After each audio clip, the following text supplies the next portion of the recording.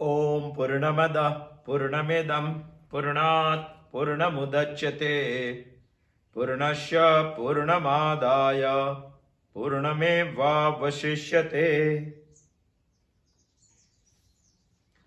अभी हम होली का उत्सव मना के आए हैं।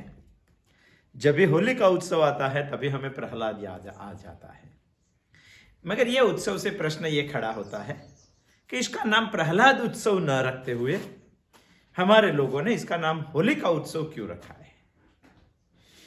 यह सोचकर हमें ऐसा लगता है कि भगवान इन लोगों को बताना चाहता है कि जो लोगों ने कर्म करके तपस्या करके भगवान से कुछ वरदान प्राप्त कर लिए हैं, वो लोग सही माने में जो भगवान का काम कर रहे हैं उसको परेशान कर रहे हैं। तो समझ लेना, होली का उत्सव के दिन भगवान हमें बता रहे हैं, चाहे कितना भी बड़ा वरदान भगवान ने दिया है, मगर जब भगवान के पास दो विकल्प आएंगे, भगवान का काम करने वाला और उसको हैरान करने वाला वरदान दिया है, तो अभी तो भगवान का काम करने वाला का पक्ष लेगा, होलिका का पक्ष नहीं लेगा। यह बताने के लिए होली का उत्सव का नाम होलिका रखा है।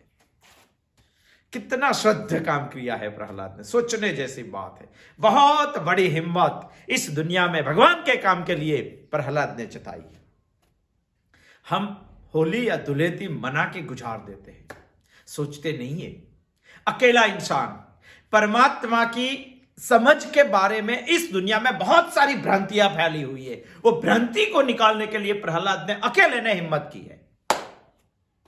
अकेले ने हिम्मत की है ऐसा नहीं है, जब छोटा था तब से उन्होंने ये हिम्मत की है। छोटा था, अकेला था, ऐसा ही नहीं है। उनके सामने बहुत बड़ी महासत्ता थी हिरण्यकशिपु की, तो भी उन्होंने ये हिम्मत की है। भगवान के ऊपर उन्होंने बहुत बड़ी श्रद्धा थी, नितांत श्रद्धा थी, नित्य निरंतर श्रद्धा थी। वही प्रहलाद परमात्मा के बारे में जो अज्ञान है वो निकालने के लिए, दुनिया सारी मान रही है कि सब कुछ देने वाला हिरण्यकशिपु ही भगवान है। प्रहलाद बोल रहा है कि सब कुछ देने वाला नहीं, सबको चलाने वाला भगवान कोई अलग है, परमात्मा कोई अलग है। ये बात सबके दिमाग में समझ में आनी चाहिए। इसके लिए उन्होंने महासत्ता के सामने, खुद के पिता के सामने भी विरोध खड़ा कर लिया और उन्होंने भगवान का नाम लेकर बहुत बड़ी क्रांति की है, बहुत बड़ी क्रांति। आप सोचेंगे कि वो तो उन जमाने की बात थी, तभी ये हो सका, अब कहां है। मगर आप भी सोचेंगे तो परमात्मा के बारे में कितनी भ्रांतियां हैं, कितनी भ्रांतियां। वो भ्रांति निकालने के लिए उपनिषद के बगैर दुनिया में और कोई रास्ता नहीं है। हर एक इंसान को उपनिषद पढ़ना पड़ेगा। उपनिषद ही परमात्मा के बारे में हुई भ्रांति को निकाल सकता है, स्पष्ट कर सकता है। भगवान ने हमको दो करण दिए हैं और दो ही करण हमें सही ढंग से समझने चाहिए। प्रहलाद ने दो ही करण समझे थे और दो करण समझ के वो शुद्धिकरण से, श्रद्धा से ईश्वर के प्रति लगा हुआ था। हमारे दो करण हैं, एक है अंतःकरण, दूसरा है बाह्यकरण। मगर सारी दुनिया, जिंदगी का सारा समय, आयु का सारा समय बाह्यकरण में ही लगा देते हैं। अंतःकरण को समझने की कहां किसी के पास टाइम है, फुर्सत है, कहां फुर्सत। सब लोग बाह्यकरण में ही लगे हुए हैं। पूरी दुनिया बाह्यकरण के पीछे लगी हुई है। सिर्फ उपनिषद हमें बाह्य के साथ अंतःकरण भी समझा रही है। हमें हमारे आयु के वक्त के दरमियान दो करण हमें समझने चाहिए, ऐसा उपनिषद हमें बता रही है। एक है अंतःकरण और दूसरा है बाह्यकरण।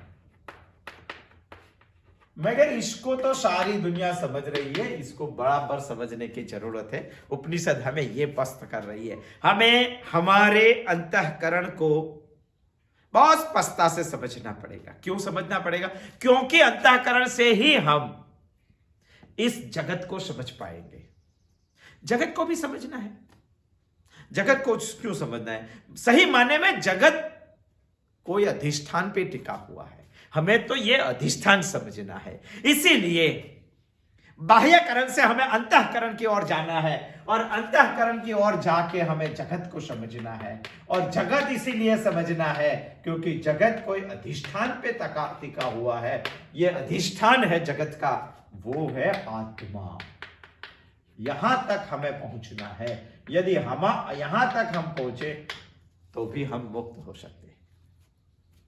मगर हम यहां से यहां तो पहुंचे, पहले वहां पहुंचने के लिए उपनिषद की जरूरत है। और अधिष्ठान को समझे बगैर सही माने में जगत भी नहीं समझ पाएंगे हम।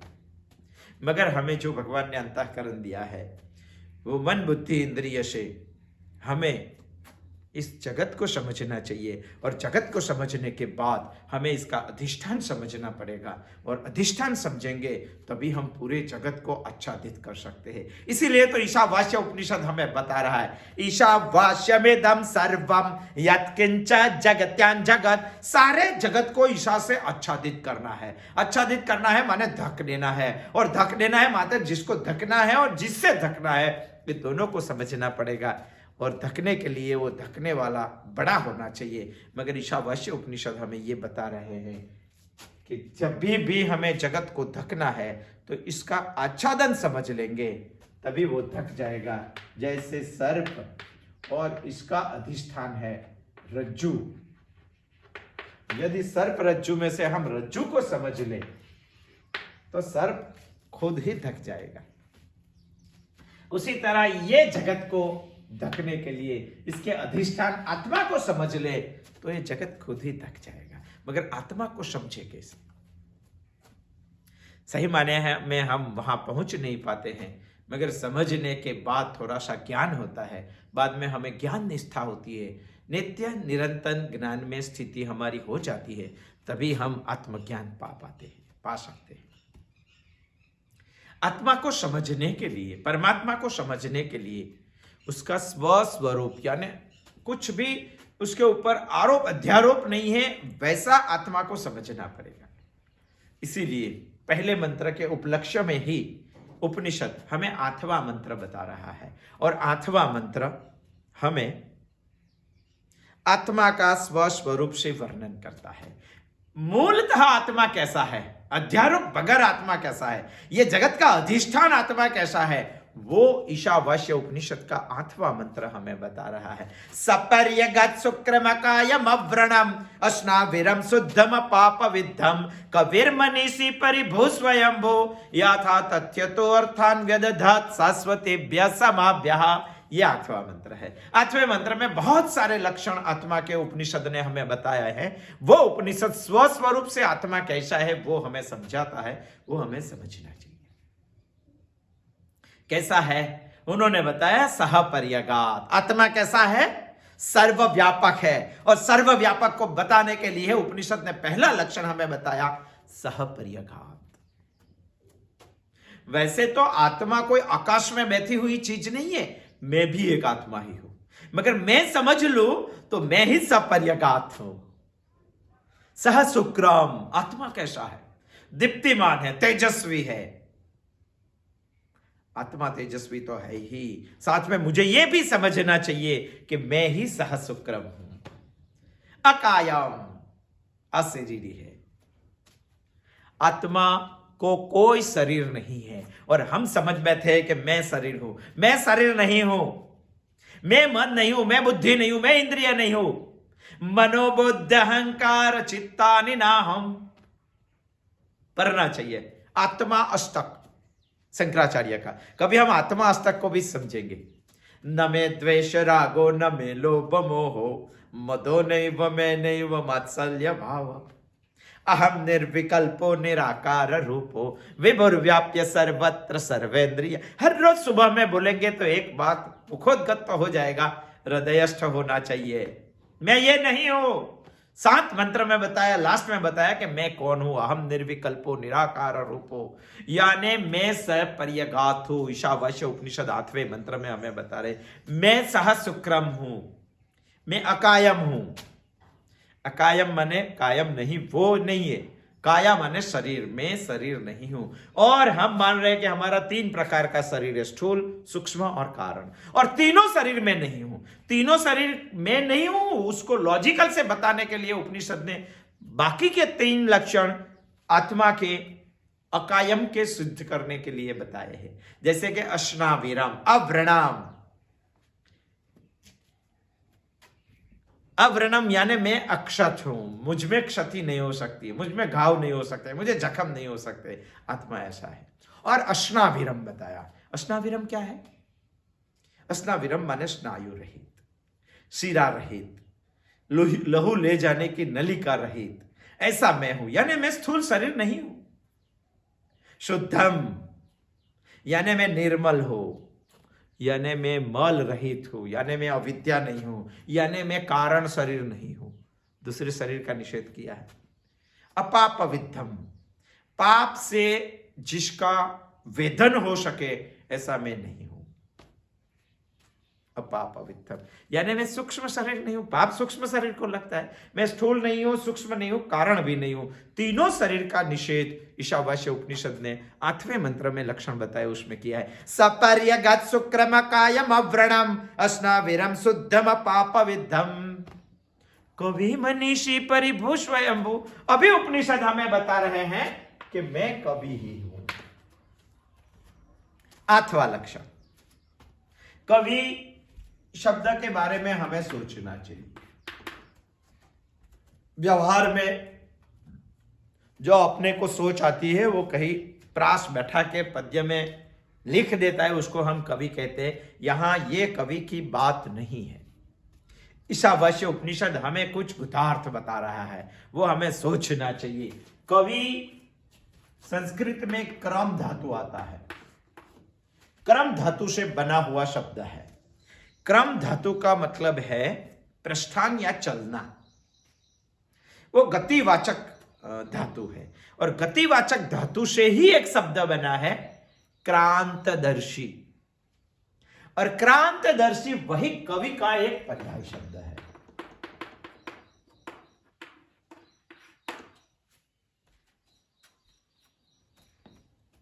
क्रांतदर्शी क्या है? क्रांतदर्शी अतिक्रांत पश्यति इति क्रांतदर्शी दर्शी।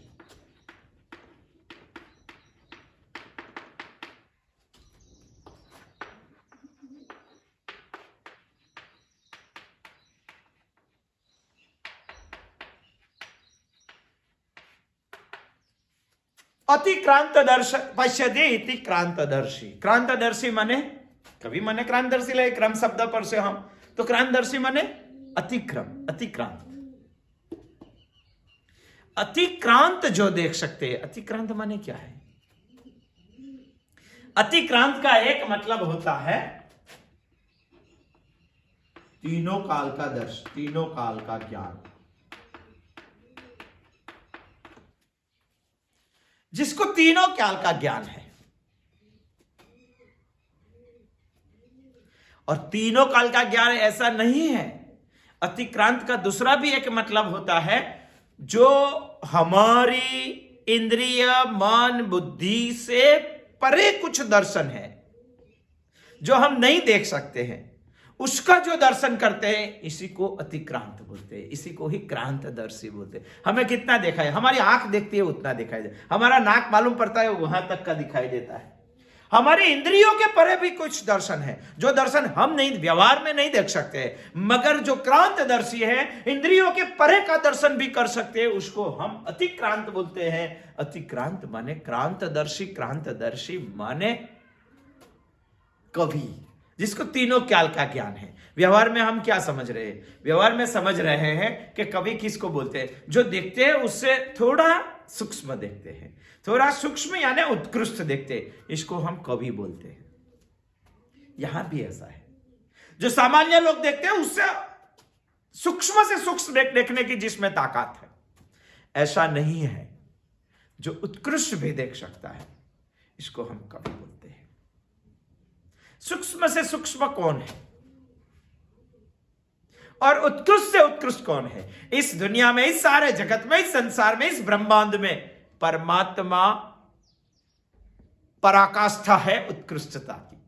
और परमात्मा तक जिसकी दृष्टि पहुंच सकते हैं उसको ही हम कवि बोलते हैं, क्रांतदर्शी बोलते हैं। क्योंकि ईशावास्य उपनिषद ने, श्रुति ने बताया है कवि शब्द।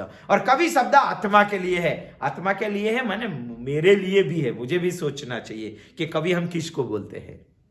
अतिक्रांत पश्यति इति कवि है। जो सबको दिखाई देता है उससे अलग सा देखते हैं वो, सबको नहीं दिखाई देता है उससे अलग सा देखते हैं वो। जैसे सबके अंतःकरण में हम जाके नहीं देख पाते कि उसके अंतःकरण में क्या चीज है, मगर आत्मा एक ऐसी चीज है जो सबके अंतःकरण का साक्षी है। एकमात्र वही साक्षी हमारा है, दूसरा कोई साक्षी नहीं है। सबके अंतःकरण में क्या हिलचाल है वो आत्मा को मालूम है, क्रांतदर्शी है, इंद्रिय बुद्धि से परे का दर्शन कर रहे हैं। हमें नहीं दिखता है, हमारी इंद्रिय बुद्धि मन से नहीं दिखता है कि दूसरे के अंतःकरण में क्या चल रहा है।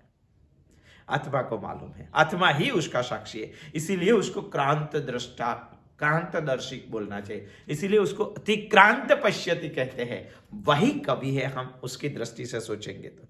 जैसे कि हमें सूर्योदय दिखाई देता है, मगर सूर्योदय के साथ परमात्मा का उदय होता है, वो हमें नहीं दिखाई देता है, वो भी दिखाई देना चाहिए। जैसे हम दूसरे के हृदय का भाव नहीं समझ पाते, वो समझ पाता है, इसीलिए उसको हम क्रांतदर्शी बोलते हैं, इसीलिए उसको हम कवि बोलते हैं। जो दूसरों को नहीं दिखाई देता है, सबको नहीं दिखाई देता है, वो देखने वाला व्यक्ति है, वो देखने वाला तत्व है वो, इसीलिए हम उसको कवि बोलते हैं। चलो हम हमारी दृष्टि से सोचेंगे तो हमें क्या नहीं दिखाई देता है, जो हर रोज हमारे पास है वो चीज भी हमें नहीं दिखाई देती है, मगर जो क्रांतदर्शी है उसको वो दिखाई देता है। जो हमारे पास एक चीज परमानेंट है वो है हमारा विकार। हमारे पास से हमसे भी खड़ा होता है, हमसे ही खड़ा होता है, हमें ही परेशान करता है, मगर हम उसको नहीं देख पाते हैं। मगर जो क्रांतदर्शी होता है, जो अतिक्रांत होता है, जो कवि होता है, इसको दिखाई देता है, आत्मा को दिखाई देता है। और जिन्होंने आत्मज्ञान पाया है वैसे महापुरुष को, वैसे ऋषि को विकार दिखाई देता है। कितने विकार है हमारे, बहुत सारे विकार है। उसमें से एक एग्जाम्पल तरह से हम लेंगे तो हमारा क्रोध दिखाई देता है, हमें आता है कि नहीं आता है? आता है, वो हमारा विकार है।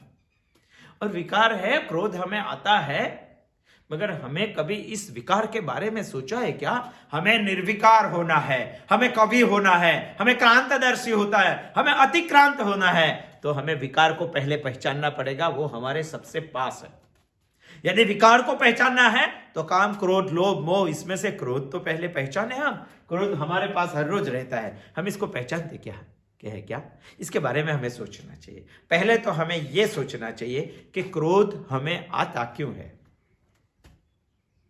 क्रोध हमें दो तरह से आता है।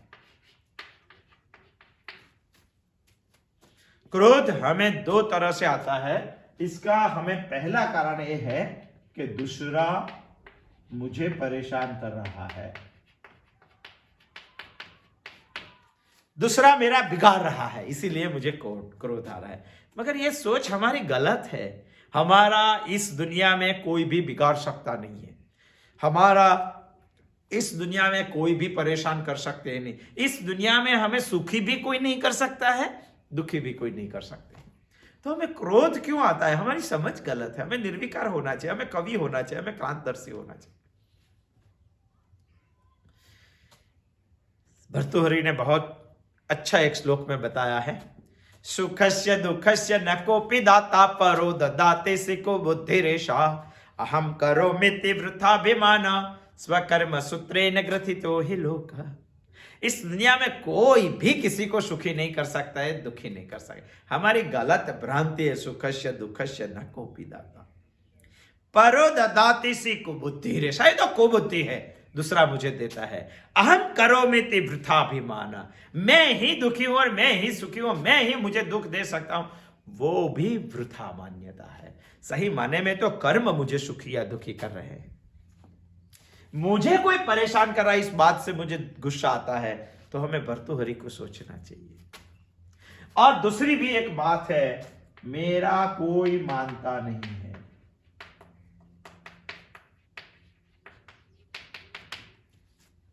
इसके लिए भी हमें क्रोध आता है। मगर मेरा सब लोग क्यों माने? सारी सृष्टि का मैं मालिक नहीं हूं। यदि मैं मालिक होता तो सब मेरा मानेंगे।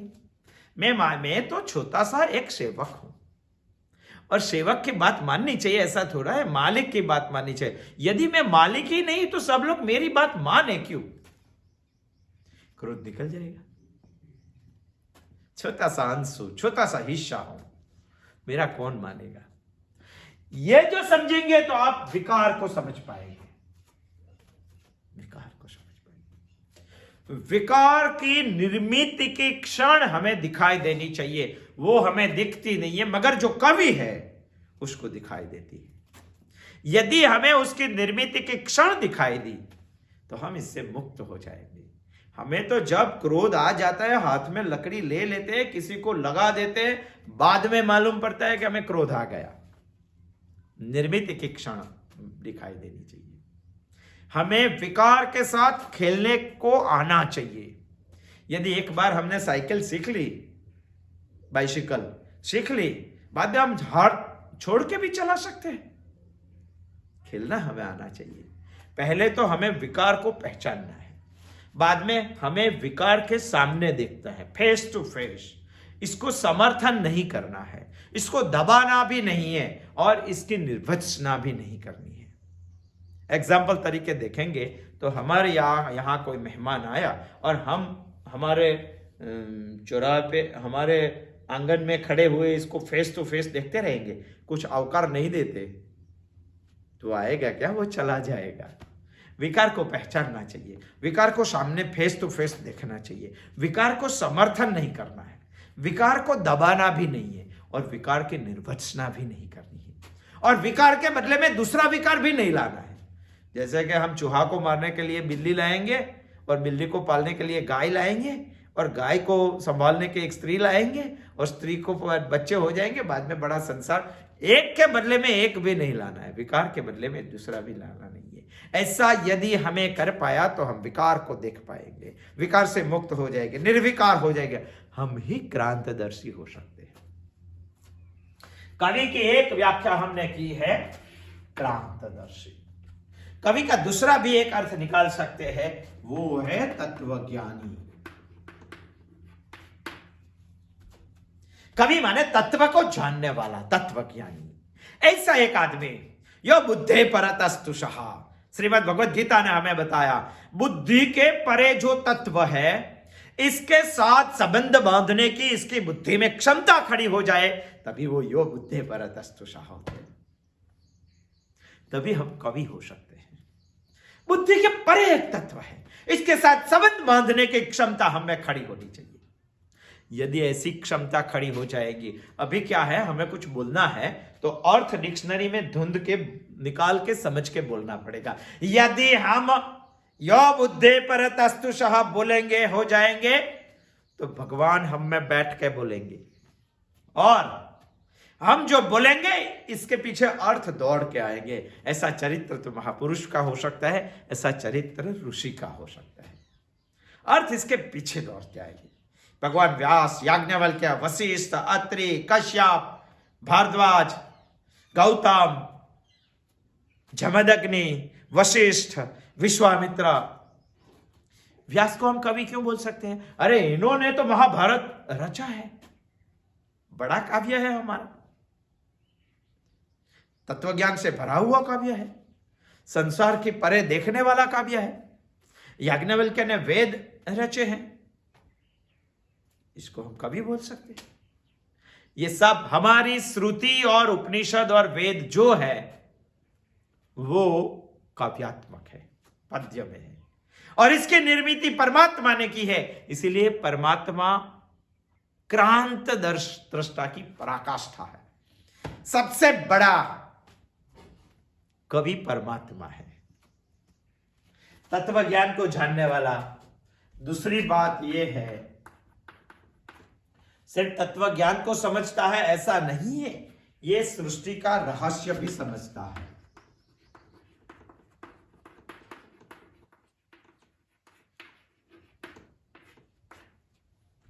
हम सृष्टि को क्या मानते हैं? अरे हमने मालूम ही नहीं है कि सृष्टि भगवान ने किस लिए बनाई है। सामान्य लोग को मालूम नहीं है, और समझते हैं सारे लोग तो ऐसा समझते हैं कि भोग के लिए सृष्टि बनाई, मगर कवि समझता है कि सृष्टि भगवान ने मेरे लिए बनाई ही, मैं खेलता रहूं इसलिए भगवान ने सृष्टि बनाई है, वो कवि की मान्यता है। वो सृष्टि का रहस्य को जानना है।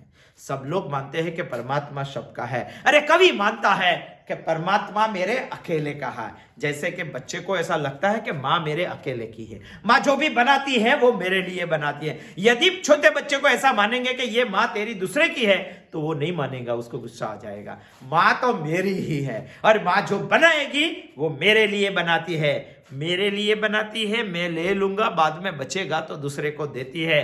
कवि ऐसा सृष्टि का रहस्य समझता है कि ये सृष्टि की मां परमात्मा मेरे लिए सृष्टि बनाई है, मैं ले लूंगा, बाद में जो बचेगा वो दूसरे को दे देगा। सृष्टि का रहस्य को पहचानने वाला, ईश्वर के सौंदर्य को जानने वाला,